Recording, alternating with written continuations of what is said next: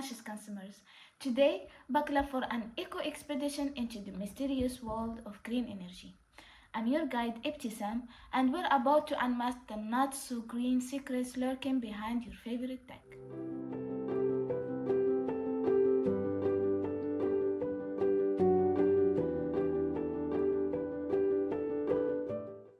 Meet Dave, the Silicon Valley superstar. Cruising in his Tesla, high-fiving Siri on his iPhone, truly a beacon of green virtue. So you think your sleek iPhone magically appears without a dark side? Let's talk about cobalt, the not-so-secret ingredient that powers your gadgets. So you see, demand for electric vehicles has increased sharply in response to concern about climate change. Yet, battery-powered cars and trucks depend on cobalt, a mineral found primarily in the Democratic Republic of Congo, where child labor and unsafe mining conditions are common. The typical battery for an electric vehicle contains about 8 kilograms of cobalt, and global demand is projected to triple by 2035. At least 70% of cobalt comes from the DRC, of which between 1/6 and 1/3 is produced by informal or artisanal small-scale mining (ASM), operating on the periphery of large industrial mining sites. ASM miners use makeshift methods to dig deep tunnels from which they collect cobalt ore and employ an estimated 25,000 children. Because of the proximity of informal and formal operations and a lack of effective regulations, artisanal operations are intrinsic to the overall cobalt supply chain. These stones have become crucial to our way of life. Les minerais, ça c'est le cobalt. How bad are the conditions in the mines? It's horrible, and they know that it is very dangerous. So we have over 100 orphans, total orphans in this school, and they have lost the parents in the mines. Some of the children, when they came here, they have gone through accidents.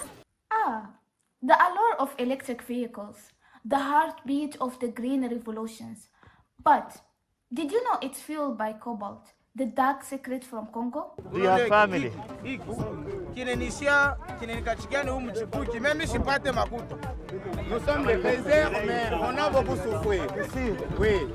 There he is, with a Christmas sweater on. Hard to miss at just 11 years old. He's one of an estimated 40,000 children in the DRC getting paid a pittance to produce the cobalt that powers our electronics.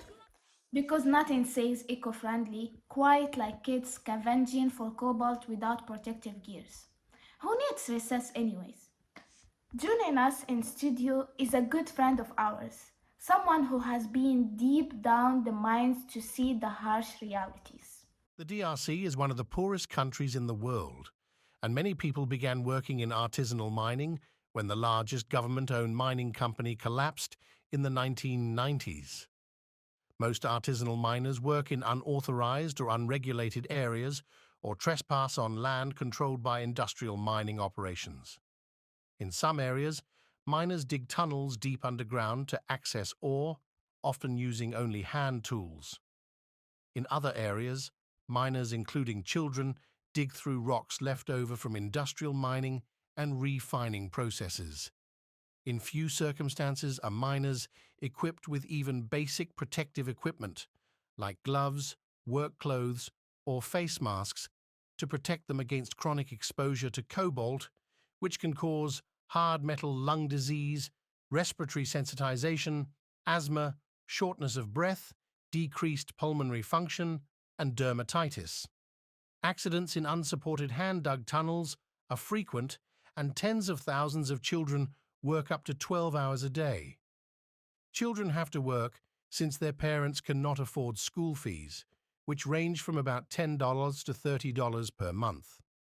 Some children don't attend school and instead work full-time, while others attend school but work outside of school hours, on weekends, and during holidays. This involvement of children in mining constitutes one of the worst forms of child labor which governments are required to prohibit and eliminate.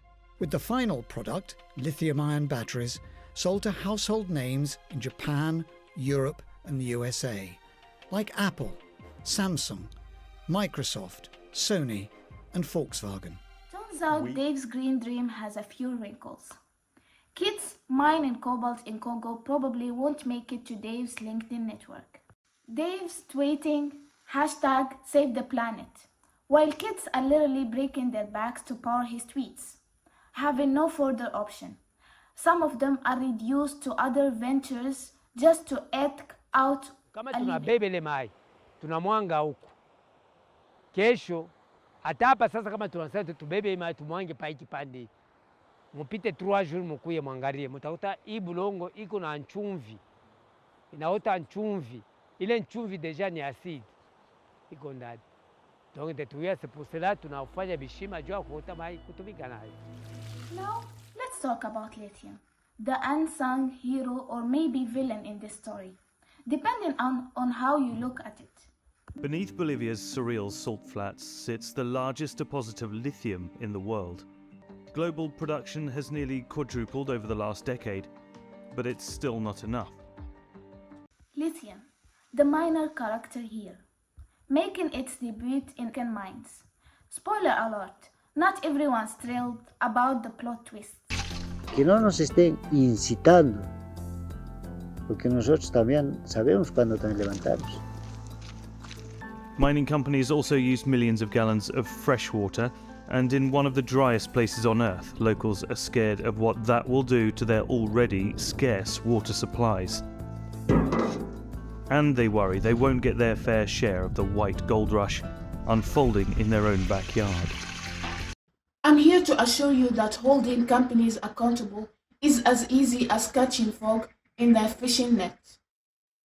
Called the white gold of the renewable energy revolution, lithium is a key component of the rechargeable lithium-ion batteries that power everything from cell phones to electric cars. Such batteries are also vital for storing energy produced by clean energy like solar or wind if the world is to make the break from fossil fuels. As demand for electric vehicles has soared, so too has the demand for lithium. At a Chinese-run lithium mine in Namibia, local workers have complained for months about squalid living conditions and unsafe work practices. An August fact-finding mission by the Mine Workers Union of Namibia into the UES mine, which is operated by Chinese mining company Sinfen Investments, found that the mine's local employees live in tiny, hot shacks made of corrugated zinc and without proper ventilation. The union also faulted a lack of privacy in the sanitation blocks, where toilets and showers are lined up without partitions between them. By contrast, the mine's Chinese workers have comfortable, air-conditioned rooms and decent bathrooms. The union also criticized for failing to provide protective clothing and ensure adequate safety measures were in place for local workers. Solving the problem is a complex issue. While companies like Apple and Microsoft has responded by saying that they don't tolerate and are actively looking for human rights violations and their supply chains. Many can determine whether the cobalt used in their batteries originates in artisanal mines in these African countries. Researchers suggest that the government of these countries should further regulate mining, enforce labor and safety protections, enforce existing labor standards and ensure that children can access free education.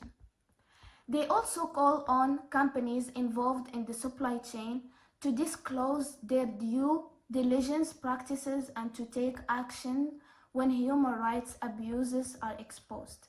Tech companies have long struggled to keep conflict minerals out of their gadgets, with the New York Times reporting last year that minerals like tantalum, tungsten, tin, and gold are mined or extracted in impoverished areas across Africa. Once long mired in civil war, violence, acts of rape, and the use of child soldiers, appear in a variety of products. It's a challenging task for companies to ensure that their supply chain are conflict-free, even when they spend heavily on compliance services, as Apple, Microsoft, and Intel have done. So what's a conscious consumer like Dave like to do? Well, buckle up.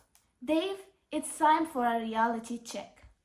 Long-term responsible mineral procurement will need to address the root causes of poverty and misconduct accountable for driving social downgrading in mining communities. Initiatives centered around shared value creation offer a viable framework to ensure the absence of irresponsible social practice in its value chain while promoting social and economic upgrading opportunities for ASM operations and their associated communities. At present, Samsung is involved with Cobalt for Development, a pilot community project aimed to improve the working conditions in one artisanal cobalt mine and to develop its local community infrastructure. This report suggests that the scheme is rolled out across more mining districts and that Samsung starts to claim even more personal responsibility. Only the joint efforts of multiple stakeholders, including NGOs, suppliers, and African governments, will ensure legitimacy and sustainable long-term success of a social infrastructure project. Therefore, it's imperative a collaborative approach is utilized. Hold them accountable. Choose wisely. Do you really need that new gadget? Spoiler alert, probably not. In the end, it's not about abandoning progress, but resharpening it as we sprint toward a green future. Let's ensure it's not at the expense of children in Congo or miners in Namibia.